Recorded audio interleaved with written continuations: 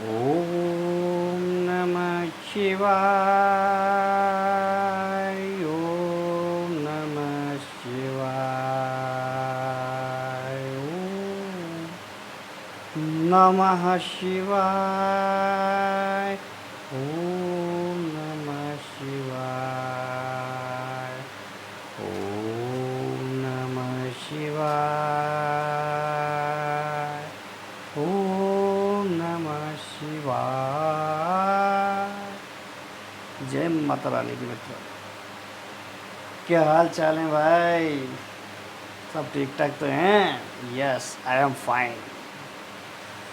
I am fine भाई। बहुत busy हो गया हूँ इस समय, क्या बताऊँ। सुबह से लोगों की लाइन लगती है, लाट तक लाइन लगी रहती है। पता नहीं किस जगह जगह से वो एड्रेस ले लेके मेरे पास आ रहे हैं, मुझे तो खुद नहीं मालूम पड़ रहा है कि कहाँ से उनका स्रोत बन रहा है। कुछ प्रश्नों के जवाब देने के लिए आया हूँ भाई। बहुत प्रश्न आ रहे हैं इस समय मेरे पास। पहला प्रश्न तो, योगिनी और यक्षिणी में अंतर होता है क्या? ये प्रश्न हज़ारों बार आ चुका है मेरे पास। और कल देखा मैंने कि व्हाट्सएप पे ये इस प्रश्न मतलब इसका बहुत था, और लोग बाग सामने आकर के भी पूछते हैं। तो देखिए मित्रों, एक बात बता दूं मैं आपको। योगिनी और यक्षिणी में बहुत अंतर होता है। यक्षिणी सिद्ध विद्या है, मतलब सिद्ध करनी पड़ती है, और योगिनी भाव विद्या है। योगिनी अपने आप भी जुड़ सकती है आपसे। योगिनी अपने आप भी जुड़ सकती है। योगिनी माता की भी होती है। योगिनी कई छोटी शक्तियों की भी होती है। योगिनी स्वयं एक विद्या है। और यक्षिणी एक अलग रूप है। यक्षिणी, गंधर्व, किन्नर, यक्ष, ये सब एक अलग प्रजाति और श्रेणियाँ, ये बड़ी शक्तियाँ हैं। ठीक है। तो यक्षिणी सिद्धि से ही आती है। यक्षिणी की सिद्धि करनी पड़ती है आपको। ठीक है। मगर योगिनी की सिद्धि ज़रूरी नहीं है सिद्धि करनी। योगिनी की सिद्धियाँ होती हैं। योगिनी, महालक्ष्मी योगिनी भी होती है, कृतिका योगिनी भी होती है, कामप्रदा योगिनी भी होती है। तो इनकी सिद्धियाँ मतलब ज़रूरी नहीं है कि सिद्धियाँ हो तभी ये आएँ, ये अपने आप भी लोगों से जुड़ जाती हैं। अगर कोई बहुत अच्छा भक्त है किसी देवता का या किसी माँ का, तो ये शक्तियाँ अपने आप जुड़ जाती हैं योगिनी। मगर जो यक्षिणियाँ होती हैं, उनकी सिद्धियाँ की जाती है। उनको एक बंधन में बांध के लाया जाता है, मतलब भाव में, या एक वचन दिए जाते हैं, वचन भरवा के उनको बंधन में लिया जाता है। ठीक है। मगर यक्षिणियों के मतलब योगिनियों के संग ऐसी बात नहीं है। वो सिद्धि साधना भी होती है उनकी, और वो अपने आप भी आ सकती हैं। तो उसमें ये अंतर होता है, बाकी कोई अंतर नहीं है। चीज़ें दोनों के पास बराबर, शक्तियाँ बराबर देती हैं उनमें। योगिनियाँ थोड़ा सा उन्हें भौतिक सुख ज़्यादा देती हैं, यक्षिणियाँ थोड़ा मानसिक सुख ज़्यादा देती हैं, और पारलौकिक व्यवस्था भी बढ़िया रखती हैं। वो सब चीज़ें होती हैं। योगिनियाँ इस धरती पर साधनाओं के काम भी आती हैं। यक्षिणियाँ का खुद ही एक ऊर्जा पुंज होती है, वो खुद ही। ठीक है ना। तो यही अंतर है, बाकी तो नहीं है। यक्षिणी की साधना में सबसे बढ़िया साधना होती है वट यक्षिणी की। यक्षिणी की साधना में सबसे प्रबल और बढ़िया साधना होती है वट यक्षिणी की। तो उसको करके देखिए आप। बहुत सिंपल, सौम्य और अच्छा मंत्र है वट यक्षिणी का। ठीक है। उसे आप कर सकते हैं। मंत्र एकदम सिंपल और साधारण है। ओम ह्राम ह्रीम ह्रूम महावट यक्षिणी सर्वसिद्धि देही दापय कुरु कुरु स्वाहा। इस मंत्र की 21 माला रोज जाप होता है। पूर्णिमा की रात्रि से जाप होता है। लाल आसन होता है। पानी का लोटा पास में होता है।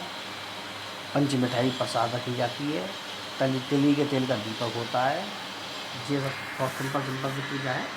और रात को 9:30 बजे बाद इसकी साधना होती है। पूर्णिमा से लेकर के आपको 21 दिन तक इसकी साधना करनी पड़ती है। दिशा पूरब होती है। और सिंपल साधना है, मतलब कमरे में कोई नहीं आना चाहिए गलती से, वरना आपका नुकसान तय है। वरना आपका नुकसान तय है। यक्षिणी की साधना इसीलिए खतरनाक होती है कि ये बिल्कुल एकांत में की जाती है। वैसे ज़्यादातर यक्षिणियों की साधना हमेशा या तो नदी किनारे, या देवालय में शिव जी के मंदिर में, या माता के मंदिर में, या फिर वन में जहाँ कोई नहीं आता हो वहाँ पर की जाती है, किसी पेड़ के नीचे। ठीक है ना। तो आप कर सकते हैं, कोई चिंता नहीं है। वैसे मैंने आपको समझा दिया, क्योंकि बहुत लोग कहते थे कि कौन सी यक्षिणी की साधना एकदम आसान होती है। तो वट यक्षिणी की साधना बहुत आसान होती है, बहुत आसान होती है। उसके चमत्कार आपको दिखने लग जाते हैं। ठीक है ना। तो आप ऐसे करें, अच्छा है साधना। बाकी एक प्रश्न ये आया था कि गृहस्थ को क्या मतलब संसार में साधना करने जाना चाहिए। देखिए मित्रों, इसकी सलाह मैं नहीं दूंगा आपको। इसकी सलाह इसलिए नहीं दूंगा कि ये प्रश्न बहुत बार आया मेरे पास, मैंने हमेशा मना किया है क्योंकि उनकी हालत बहुत ख़राब हो गई बाद में, ज़रा सी गलती होने पर। अगर सफल हो गई तो बात ही नहीं है, लेकिन जैसा कि आप भी जानते हो, मैं भी जानता हूँ कि हर कोई भी साधना पहली पहली बार में सफल नहीं होती। 10-20 बार उसको उनको जाना पड़ता है उस जगह पर, तो कोई ना कोई ऐसी नेगेटिव चीज़ उनसे जुड़ जाती है जिसको हटाना बहुत मुश्किल हो जाता है फिर। क्योंकि जब आप संसार में डूबे हुए होते हैं ना, तो आपके अंदर वो वैराग्य का भाव नहीं आ पाता जो आना चाहिए। और आप जाते हो तो आपके मन में आपके परिवार के बारे में बातें रहती हैं, सब चीज़ें कहीं ना कहीं से आई जाती हैं। वो तो इसीलिए मैं सलाह भी नहीं देता किसी को इंसान की साधना या क्रिया करने के लिए, क्योंकि आपको भोगना पड़ेगा, आपको नहीं तो आपके बच्चों को आपके सामने ही भोगना पड़ेगा। तो उस सब चीज़ को अवॉइड करिए।